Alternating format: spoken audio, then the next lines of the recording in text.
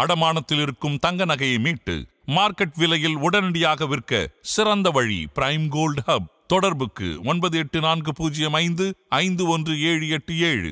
தங்கத்தை மட்டுமல்ல, உங்கள் தன்னம்பிக்கையையும் மீட்டுத் தருகிறோம். தமிழர்களின் நம்பர் 1 சாய்ஸ் தமிழ் மேட்ரிமோனி. இந்த மேச லக்னத்தில் யார் பிறந்தாலும் திருமணத்துக்கு அப்புறம் தான் முன்னேற்றம். ரிஷப லக்னத்துக்காரர் திருமணம் பண்ணால் அதிர்ஷ்டம் இயங்க ஆரம்பிச்சிடும். ஏன் நீங்கள் அதிர்ஷ்டத்தை நிறுத்தி வைக்கிறீங்க? மிதுன லக்னத்தில் யார் பிறந்திருந்தாலும் சரி, உங்களுடைய கணவர் கிறுக்கனாக இருந்தாலும் சரி, அவரை கையெடுத்து கும்பிட்டுருங்க. உங்கள் லைஃப் ஓஹோன்னு ஆயிரும். கடக லக்னத்தில் பிறந்தவங்க யார் திருமணம் பண்ணாலும் சரி, திருமணத்துக்கு அப்புறம் அந்த மனைவி வீட்டில் இழப்பு வரும். ஏன் அப்படின்னா, கன்னியா லக்னத்தில் பிறக்கிறவங்க அரேஞ்ச் மேரேஜ் பண்ணியாச்சுன்னா இல்லற சுகத்தில் ஃபுல்ஃபில் ஆகாது. விருச்சிக லக்னத்தில் உள்ளவர் திருமணம் பண்ணுறாரோ அதிலிருந்து செல்வ செழிப்பாயிடுவார். ஏன்னா காலபுருஷனுக்கு 2ஆம் இடமே இவருடைய 7ஆம் இடம். தனம் பொருளையா, மனைவி வந்தோடனே மனைவியே மகாலட்சுமியா. கும்ப லக்னத்தில் யார் பிறந்தாலும் சரி, கணவனோ மனைவியோ 2 பேரும் ஒருத்தர் நல்லா காதலிச்சுக்கிட்டே இருப்பாங்க. ஏன் அப்படின்னா, ஆதன் ஆன்மீகம் நேயர்களுக்கு வணக்கம். நம்ம ஆதன் ஆன்மீகத்தில் ஆன்மீகம் சம்பந்தப்பட்ட பல கேள்விகளுக்குமே தினம்தோறும் ஒவ்வொரு வகையில் பதில்களை பார்த்துக்கிட்டு இருக்கோம். அந்த வகையில் இன்னைக்கு நம்மோடு நெல்லை அண்ணாதுரை சார் தான் இணைஞ்சிருக்கிறாரு.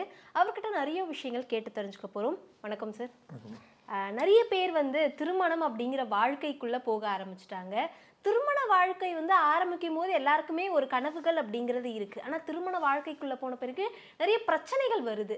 அவங்களுடைய எதிர்பார்ப்புகள் அங்கே பூர்த்தி ஆகுதா அப்படிங்கிறது தெரியல. இதுக்கு முன்னாடி ஒரு 20-30 வருஷத்துக்கு முன்னாடி இருந்த கல்யாண வாழ்க்கை அப்படிங்கிறது வேற. ஆனால் இப்போ இந்த ஜென்ரேஷனில் இருக்கிற அந்த மேரேஜ் லைஃப் அப்படிங்கிறது வேற. இந்த மாறுபாடுக்கு காரணம் என்னன்னு நினைக்கிறீங்க சார்? அதாவது திருமண வாழ்க்கை உண்மையிலே திருமண வாழ்க்கை தான் நம்ம வாழ்கிற வாழ்க்கையில் புனிதமான வாழ்க்கை. இந்த புனிதத்தை பற்றி அவங்களுக்கு உணர்தல் இல்லை. எல்லாத்தையுமே ஒரு வண்டி வாங்குற மாதிரி, வீடு கட்டுற மாதிரி திருமண வாழ்க்கையை நினைக்கிறாங்க. முதல்ல அதிலேருந்து நீங்கள் வெளியில் வாங்க. திருமண வாழ்க்கைங்கிறது நம்ம பிறவி கடனை கடக்கிறதுக்கு அது ஒரு முக்கியமான பார்ட். அந்த பொறுமையாக மனைவி கூடயும் குழந்தைகள் கூடயும் குழந்தைகளை பெற்று கன்னிகாதானம் பண்ணால் தான் இந்த பிறவியிலேருந்து நம்ம மீள முடியும். இதை உணராதனால தான் அதில் நிறைய தவறு நடக்குது. இதில் என்னென்னு கேட்டிங்கன்னா, திருமணத்துக்கும் நம்ம லக்னத்துக்கும் காலபுருஷனுக்கும் ஒரு சம்மந்தம் உண்டு. என்ன சம்மந்தம்னா, மேச லக்னம் காலபுருஷனுக்கு முதல் வீடு. 7ஆம் வீடுன்னு பார்த்தீங்கன்னா துலாம் வரும். அப்போது இந்த மேச லக்னத்தில் யார் பிறந்தாலும் திருமணத்துக்கு அப்புறம் தான் முன்னேற்றம். ஏன் அப்படின்னா, காலபுருஷனுக்கு அதான் 7ஆம் இடம், இவருடைய லக்னத்துக்கு 7ஆம் இடம். அப்போ டபுள் மார்க் அங்கே விழுதா. மனைவின்னு ஒருத்தர் வந்தாச்சுன்னா இவங்களுக்கு என்னென்ன டார்கெட் பண்ணி வச்சுருக்காங்களோ இவர் தேடி போக வேண்டாம், அதுவே இவரை தாங்கி கூட்டிகிட்டு போக ஆரம்பிச்சிடும். அப்போ தயவுசெய்து அன்பர்களே, மேச லக்னத்தில் பிறந்தவங்க, நான் படிப்பை முடிப்பேன், அப்புறம் எம்பிஏ பண்ணுவேன், அப்புறம் ஃபாரின் போவேன், அதுக்கப்புறம் தான் கல்யாணம் பண்ணுவேன் அப்படின்னீங்கன்னா நல்ல வாய்ப்பை மிஸ் பண்ணுறீங்க. தயவுசெய்து மேச லக்னத்தில் பிறந்தவங்க யாராக இருந்தாலும் அந்த ஏஜ், அதுக்காக நான் 18 வயசில் 15 வயசில் கல்யாணம் பண்ண சொல்லலை. உங்கள் ஒவ்வொருத்தருடைய அப்பா அம்மாவோட கனவு என்ன, தான் பிள்ளையை வளர்த்து நல்லா கல்யாணம் பண்ணியிருக்கேன் தானே. அந்த ஏஜ் வந்தோடனே பார்த்தாங்களா, கோஆப்ரேட் பண்ணிடுங்க. அதில் போட்டுக்கிட்டு வேலை வேணும், அப்புறம் செட்டில் ஆகணும், வீடு வாங்கணும்னு நினைக்காதீங்க. மனைவி வந்தாச்சுன்னா எல்லாமே கிடைக்கும். ஓகேவா? நெக்ஸ்ட்டு ரிஷப லக்னம். ரிஷப லக்னத்துக்கு 7ஆம் இடம் எது அப்படின்னா விருச்சிகம். இந்த விருச்சிகம் காலபுருஷனுக்கு 8ஆம் இடம். அதாவது காலபுருஷன் வீடு மேசம். அப்போது ரிஷப லக்னத்துக்கு 7ஆவது இடம் விருச்சிகமாக வருது. அதுவே பாருங்கள் 8ஆம் இடமாக வருது. அப்போ இவர் என்று திருமணம் ஆகிறாரோ அப்போ வெளிநாட்டிலேருந்து அழைப்பு வரும். 8ஆம் இடங்கிறது மறைவு, அதிர்ஷ்டம், மாங்கல்யம், ஆயுள். அப்போ ரிஷப லக்னத்துக்காரர் திருமணம் பண்ணால் அதிர்ஷ்டம் இயங்க ஆரம்பிச்சிடும். ஏன் நீங்கள் அதிர்ஷ்டத்தை நிறுத்தி வைக்கிறீங்க? உங்களுக்குன்னு பிறக்கும் போது ஒரு ஆண்டவன் சரியாக எழுதியிருக்கிறாரு. நம்ம அதை வரக்கூடியதை தடுத்து நிறுத்தினோம்னா அப்புறம் நம்ம தேடும்போது கிடைக்காது. தயவுசெய்து ரிஷப லக்னத்தில் பிறந்தவங்களுக்கு 7ஆம் இடமாக விருச்சிகம் வரும். அது காலபுருஷனுக்கு 8ஆம் இடம். 8ஆம் இடம் தான் அதிர்ஷ்டம். உங்கள் அதிர்ஷ்டத்தை நீங்களே தள்ளி வச்சிங்கன்னா நீங்கள் எதிர்பார்க்கும் போது உங்கள் அதிர்ஷ்டம் வராது. நல்ல வாய்ப்பு வரும்போது திருமணம் பண்ணிடுங்க, லைஃப்பில் நல்லா இருப்பீங்க. 8ஆம் இடம் அதிர்ஷ்டம் மட்டும் இல்லை, தாயாரோட குலதெய்வம், அம்மாவோட குலதெய்வம். அதே மாதிரி 8ஆம் இடம் ஆயுள். பெண்களுக்கு 8ஆம் இடம் மாங்கல்யம். 8ஆம் இடம் ஜென்ரலாக தாம்பத்தியம். இந்த ரிஷப லக்னத்தில் பிறந்தவங்க என்னைக்கு தாம்பத்தியத்தில் இணைகிறாங்களோ அன்னையிலேருந்து அவங்களுக்கு அதிர்ஷ்டம் பேச ஆரம்பிச்சிடும். ஒவ்வொரு லக்கணத்துக்கும் ஒரு சூச்சமங்களை சித்தர்கள் வகுத்துருக்காங்க. நம்ம கண்டுபிடிப்பு இல்லைங்க. 18 சித்தர்களும் நம்ம முன்னோர்கள் கண்டுபிடிச்சது. கரெக்டாக ஃபாலோ பண்ணுங்கள். மிதுன லக்னம். மிதுன லக்னம் பார்த்தீங்கன்னா 7ஆம் இடம் வந்து தனுசு. இது வந்து காலபுருஷனுக்கு 9ஆம் இடம். மிதுன லக்னத்தில் யார் பிறந்திருந்தாலும் சரி, 7ஆம் இடம் வந்து அவங்களுக்கு காலபுருஷனும் 9ஆம் இடமாக வருது. உங்களுடைய கணவர் கிறுக்கனாக இருந்தாலும் சரி, அவரை கையெடுத்து கும்பிட்டுருங்க. உங்கள் லைஃப் ஓஹோன்னு ஆயிரும். ஏன்னா 9ஆம் இடங்கிற பாக்கியஸ்தானம், காலபுருஷனுக்கு பாக்கியஸ்தானமே மிதுன லக்னத்துக்கு 7ஆம் இடம். அப்போ 9ஆம் இடங்கிறது என்னது? கோவில். கோவிலுக்கு சமமானவர். அந்த அளவுக்கு உங்கள் கணவர் வந்து ஒரு நல்ல சிறப்பானவர். அப்போ மிதுன லக்னத்தில் பிறந்தவங்க தயவு செய்து 7ஆம் இடங்கிற காலபுருஷனுக்கு பாக்கியஸ்தானமாக வரக்கூடிய கணவரை எப்போவுமே நல்ல ஒரு மரியாதையோடு நடத்துனீங்கன்னா உங்கள் லைஃப் 16 பாக்கியத்தையும் அடைஞ்சிருவீங்க. பாக்கியம்னு என்ன? 16. அப்போது அத்தனையும் அடையணுமா? கரெக்டான வயசில் கல்யாணம் பண்ணிவிடுங்க. காலபுருஷனுக்கு 9ஆம் இடம் இயங்கும். அவர் எப்படி இருக்கிறாரு, படிக்கலைன்னு சொல்லி மரியாதை கொடுக்காமல் இருந்துடாதீங்க. அவர் நல்லா மரியாதை பண்ணுங்கள். வாழ்க்கையில் மிக உயர்ந்த நிலைமைக்கு பெறுவீங்க. அடுத்து கடகலக்கணம். கடகலக்கணத்துக்கு 7ஆம் இடம் வந்து மகரம். இந்த மகரம் வந்து காலபுருஷனுக்கு 10ஆம் இடமாக வரும். கடகலக்கணத்தில் பிறந்தவங்க யார் திருமணம் பண்ணாலும் சரி, திருமணத்துக்கு அப்புறம் அந்த மனைவி வீட்டில் இழப்பு வரும். ஏன் அப்படின்னா இவருக்கு 7ஆம் இடமே காலபுருஷனுக்கு கர்மஸ்தானமாக வருது. நீங்கள் நல்லா செக் பண்ணி பாருங்கள். கடகலக்கணத்தில் கணவனோ மனைவியோ யார் இருந்தாலும் சரி, கல்யாணம் ஆகி ஒரு வருஷத்துக்குள்ளே அந்த வீட்டில் கண்டிப்பாக இறப்பு வரும். வயசானவங்களாக இருக்கலாம், எப்படினாலும் இருக்கலாம், இது வரும். ஏன்னா காலபுருஷனுக்கு 10ஆம் இடங்கிறதுனால இதாகும்.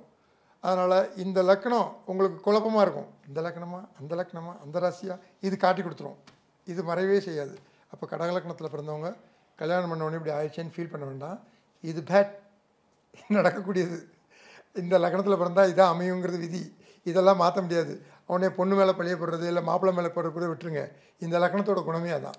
ஏன்னா 7ஆம் இடமே காலபுருஷனுக்கு கர்மஸ்தானமாக வருது. அடுத்து சிம்ம லக்னம். சிம்ம லக்னத்துக்கு 7ஆம் இடம் வந்து கும்பமாக வருது. இது காலபுருஷனுக்கு 11ஆம் இடம். அப்போ காலபுருஷனுக்கு 11ஆம் இடம் அப்படின்னா 11ஆம் இடங்கிறது இளைய தாரத்தை குறிக்கிறது. இந்த சிம்ம லக்னத்தில் பிறந்தவங்க யாரோட உறவு வச்சுக்கிட்டாலும் சரி, அது 11ஆம் இடத்துக்கு வழிவகுக்கும். கல்யாணத்துக்கு அப்புறம் தயவு செய்து வெளியுலக தொடர்பை விட்டுருங்க. அதனால் நம்ம அவஸ்தைகளை சந்திப்போம். நீங்கள் கேட்கலாம், 11ஆம் இடம் அதிர்ஷ்டம் பண்ணாதான்னு. அது காலபுருஷனுக்கு பாதகஸ்தானம். அதனால தான் இளைய தாரங்கிற வழியில் நம்மளை கர்மா போட்டு அமுக்கும். அதனால் தயவுசெய்து சிம்ம லக்னத்தில் பிறந்தவங்க கல்யாணம் பண்ணிட்டுனா வாழ்க்கை பூரா மனைவி லவ் பண்ணுங்கள். லைஃப் நல்லாயிருக்கும், சிறப்பாக இருப்பீங்க. காரணத்தை தெரிஞ்சுக்கிட்டோம்னா பிரச்சனையில் மாட்ட வேண்டாம். கன்னியா லக்னம். கன்னியா லக்னத்துக்கு 7ஆம் இடம் மீனமாக வருது. காலபுருஷனுக்கு 12ஆம் இடம். நல்லா கேளுங்க, மைண்ட் விட்டால் பாருங்கள். கன்னியா லக்னத்துக்கு 7க்குடையவர் குருவாக வர்றதுனால இவங்களுக்கு அரேஞ்ச் மேரேஜ் நடந்தால் இல்லற சுகம் பாதிக்கும். கன்னியா லக்னத்தில் யார் பிறந்தாலும் சரி, அரேஞ்ச் மேரேஜ் நடந்தால், ஏன்னா இல்லற சுகங்கிறது 12ஆம் இடம், அது இவங்களுக்கு காலபுருஷனுக்கு 12ஆம் இடமாக வருது. லவ் மேரேஜ் பண்ணால் அந்த இல்லற சுகம் பாதிக்காது. அப்போ கன்னியா லக்னத்தில் பிறக்கிறவங்க அரேஞ்ச் மேரேஜ் பண்ணியாச்சுன்னா இல்லற சுகத்தில் ஃபுல்ஃபில் ஆகாது. இந்த பதிவை கொடுக்குறதே என்னென்ன லக்னத்தில் பிறந்திருக்கிறோம், நமக்கு எது கிடைக்கும், எப்படி அமைச்சிக்கணுங்கிறதுக்காக தான். அப்பா அம்மாவை நம்ம உருவாக்க முடியாது, திருமணத்தை நம்ம உருவாக்கிடலாம். இது மூலிமா நீங்கள் அதை அமைச்சிக்கங்க. அடுத்து துலா லக்னம். துலா லக்னத்துக்கு 7ஆம் இடம் மேசமாக வருது. மேசம் வந்து காலபுருஷனுக்கு முதல் வீடு. அப்போ துலா லக்னத்தில் பிறந்தவங்க காலபுருஷனுக்கு அது முதல் வீடுங்கிறதுனால உங்கள் கணவன் மனைவிக்கு அவங்களுக்கு உண்டான ரெஸ்பெக்ட் கொடுங்க. ஏன்னா அது தலைமை இடம் காலபுருஷனுக்கு. அது என்ன எதிர்பார்க்கும்? மரியாதை, புகழை எதிர்பார்க்கும். கணவனாக இருந்தாலும் சரி, மனிதனாக இருந்தாலும் சரி, காலையில் எழுந்தோடனே சாப்பிட்டீங்களா, தூங்குனீங்களா அப்படின்னா அந்த மரியாதை எதிர்பார்க்கும். அதை கொடுங்க. கொடுக்க நீங்கள் நல்லா இருப்பீங்க. இதை கொடுக்க மறுத்தீங்கன்னா அங்கேருந்து இன்புட் கொடுத்தா தான் இது வரும், இல்லைன்னா வராது. அப்போ தயவுசெய்து துலா லக்னத்தில் யார் பிறந்தாலும் சரி, 7ஆம் இடமா காலபுருஷனுக்கு அது முதல் வீடு, மரியாதையை எதிர்பார்க்கும். தயவுசெய்து உங்கள் கணவன் மனைவி யாராக இருந்தாலும் சரி, இந்த துலா லக்னத்துக்கு 7ஆம் இடம் வர்றவங்க மரியாதை கொடுத்துருங்க. லைஃப்பில் மேலே மேலே மேலே மேலே அப்டேட் ஆகிட்டு போய்கிட்டே இருக்கலாம். இவருக்கு ஒருத்தர் கொடுக்கறதுனால நீங்கள் நல்லா இருக்க போகிறீங்க. அப்புறம் என்ன? அதுக்கப்புறம் விருச்சிக லக்னம். விருச்சிக லக்னத்துக்கு 7ஆம் இடம் ரிஷபம். இது காலபுருஷனுக்கு 2ஆம் இடமாக வரும்.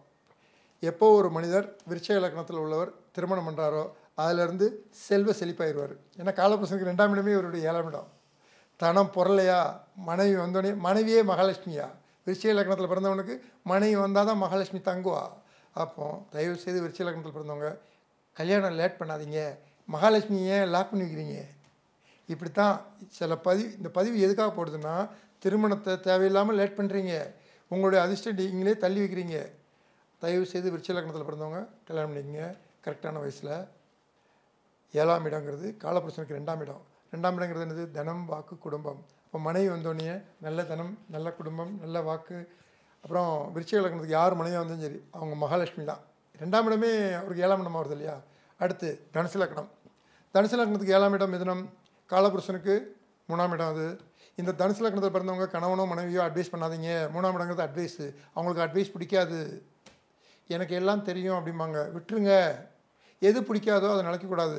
அதனால தான் நம்ம வாழ்க்கை வந்து தேவையில்லாமல் இன்றைக்கி 1 கோடி பேர் டைவர்ஸ்க்கு நிற்கிறாங்க. ஃபூன்னு ஊதி பெருசாக்கி அப்புறம் சிலந்தி விளையாக்கி அதிலேருந்து வெளியில் வர துடிக்கிறாங்க. தனுசு லக்னத்தில் யார் பிறந்தாலும் 7ஆம் இடம் மிதுனம். அது காலபுருஷனுக்கு 3ஆம் வீடு. 3ஆம் வீடு என்பது அட்வைஸ். அது அவங்களுக்கு சுத்தமாக பிடிக்காது. எல்லாம் எனக்கு தெரியுமாங்க. தெரிஞ்சுக்கோ விழுந்துக்கோன்னு விட்டுறணும். அவங்கள்ட்ட போய் அட்வைஸ் பண்ணக்கூடாது, பண்ணிக்கிட்டு நம்ம மாட்டக்கூடாது. இவ்வளோதான். ஒரு விஷயத்தை தெரிஞ்சுக்கிட்டிங்கன்னா அதிலேருந்து இலகோ தப்பிக்கைக்கு தான் இந்த பதிவு. அப்புறம் மகர லக்னம். மகர லக்னத்துக்கு 7ஆம் இடம் கடகம். அப்போ பாருங்கள், காலபுருஷனுக்கு அது 4ஆம் இடம். அப்போ மகர லக்னத்தில் பிறந்தவங்க யார் ஒருவர் 4ஆம் இடமாக வர்றதுனால மனைவியை 12 லக்னத்தில் பிறந்தவங்களில் இந்த மகர லக்னத்தை பிறந்தவர் மட்டும் கொஞ்சம் முடியாது. கற்பனையில் தான் கொஞ்சணும். இது அவர் வாங்கி வந்த விதி. இது நீங்கள் செக் பண்ணி பாருங்கள், பரிச்சித்து பாருங்கள், 100% கரெக்டாக இருக்கும். இதுதான் நம்ம வாங்கி வந்த வரம். அப்போ மகர லக்னத்தில் பிறந்தவங்க என்னடா கொஞ்சம் முடியலையே அப்படின்னு இன்னொரு மனைவியை தேடிடாதீங்க. எத்தனை மனைவி வேணாலும் சரி அவங்கள கொஞ்சம் முடியாது. ஏன்னா 7ஆம் இடங்கிறது காலபுருஷனுக்கு 4ஆம் இடமாக வருது. அதனால் டிஸ்டன்ட்டை மெயின்டைன் பண்ணிங்கன்னா லைஃப் நல்லாயிருக்கும். நான் சொன்னது வந்து கொஞ்சம் முடியாது அப்படின்னா குழந்தைகள் உண்டு, தாம்பத்தியம் உண்டு, எனி டைம் உறவுலே இருப்பாங்க. அது மகர லக்னத்துக்கு ஒத்து வராது. அப்படிலாம் வரமாட்டாங்க. மனைவியும் வரமாட்டாங்க, கணவரும் வரமாட்டாங்க. தவறுதலாக பிரித்திடக்கூடாது. எந்த ஒரு பதிவையும் நல்லா உன்னிப்பாக கவனிக்கணும். அப்புறம் கும்பலக்னம். கும்பலக்னத்துக்கு 7ஆம் இடம் வந்து சிம்மம், காலபுருஷனுக்கு 5ஆம் வரும். கும்பலக்னத்தில் யார் பிறந்தாலும் சரி கணவனோ மனைவியோ 2 பேரும் ஒருத்தர் நல்லா காதலிச்சிக்கிட்டே இருப்பாங்க. ஏன் அப்படின்னா 5ஆம் இடமாக வருது காலபுருஷனுக்கு. அது மாதிரி இந்த கும்பலக்னத்தில் பிறந்தவங்களுக்கு குழந்தை பிறந்தால் கொடி கட்டி பறக்கும். அதுக்கு சின்ன உதாரணம் சொல்கிறேன். நடிகர் திலகம் சிவாஜி கணேசன் கும்பலக்னம். அவருக்கு பிறந்த மகன் பிரபு சின்னத்தம்பி அப்படிங்கிற படத்து மேலே கொடி கட்டி பறந்தார் பாருங்கள். என்ன மேடம்? அப்போது கும்பலக்னத்தில் யார் பிறந்தாலும் கணவனை மனைவி காதலிப்பாங்க, மனைவி கணவன் காதலிப்பாங்க. இந்த 12 லக்னத்துலேயும் சூப்பர் லக்னம் அப்படின்னா அது கும்பலக்னம். ஏன்னா கணவன் மனைவி உண்மையிலேயே புரிதல் இருக்குன்னா அங்கே தோல்வியே வராது. அந்த அவங்களுக்கு பிறக்கிற வாரிசு கொடி கட்டி பிறப்பாங்க. அதுக்கு உதாரணம் தான் சிவாஜி கணேசன் மகன் சாரை சொன்னேன். அப்புறம் மீன லக்னம். மீன லக்னத்துக்கு 7ஆம் இடம் வந்து கன்னியாக வருது. இது காலபுருஷனுக்கு 6ஆக வருது. மீன லக்னத்தில் யார் பிறந்தாலும் தன் மனைவி நோயாளியாக வருவாங்க. சார் என்ன சார் எல்லா கணக்கும் சொல்லிவிட்டு எங்கள் மனைவியை மட்டும் நோயாளி ஆக்கிட்டீங்க அப்படின்னா இதுக்கு ஒரு வழி இருக்குது. நீங்கள் மூளையை கொண்டு இதை மாற்றலாம். மீன லக்னத்தில் பிறந்தீங்கன்னா உங்கள் மனைவி நர்ஸாக இருந்தாங்கன்னா நோய் வராது. ஏன்னா நோயாளியோடய அவங்க இருக்காங்கல்ல, நோய் வராது. அப்போது தாந்திரிக மொழியில் ஒரு பரிகாரம் சொல்லியிருக்கிறேன். இது லவ் பண்ணி முடித்தாலும் முடிச்சுங்க, ஜெயிச்சிடலாம். இல்லை அரேஞ்ச் மேரேஜ் பண்ணாலும் பண்ணிங்க, ஜெயிச்சிடலாம். இங்கே நீங்கள் ஸ்டேட்டஸை விட்டுருங்க. லைஃப் நல்லா இருக்கணுமா கரெக்டாக ஃபாலோ பண்ணுங்கள். மீன லக்னத்தில் யார் பிறந்தாலும் சரி கரெக்டான டேட்டஸ்ட்டு, கரெக்டான சொத்து சுகம் வேணும்னா மனைவி நோயாளியாக தான் வருவாங்க. இல்லை சார் நான் டேட்டஸை விட சரி என் லைஃப் நல்லா இருக்கணும் அப்படின்னா ஒரு நர்ஸை பார்த்து கல்யாணம் பண்ணிக்கங்க. இல்லைன்னா மருத்துவத்துறையில் இருக்கு, நீங்கள் டாக்டர்னா ஒரு டாக்டர் கல்யாணம் பண்ணிக்கங்க. மருத்துவங்கிறது நோய், அவங்க நோயோடு இருக்கிறதுனால நோய் வராது. அப்போ இந்தந்த லக்னத்தில் பிறந்தவங்க எப்படி அமைவாங்கங்கிறத சொல்லிட்டேன். இந்த பதிவை பார்த்ததுக்கப்புறம் சரியான முடிவெடுத்து லைஃப்பில் எல்லோரும் நல்லா இருங்க. எனக்கு ஃபோன் பண்ணணும், பிஸ்னஸ் கிடையாது, மக்கள் தெளிவோட வேணும், நல்லா இருக்கணும். அதை சரியாக பாருங்கள், எல்லாருமே நல்லா இருப்பீங்க. எனக்கு இந்த வாய்ப்பை கொடுத்த ஆதன் மீடியாவுக்கு கோடான கோடி நன்றி சொல்லி விடைபெறுகிறேன். நன்றி, வணக்கம். நன்றி சார்.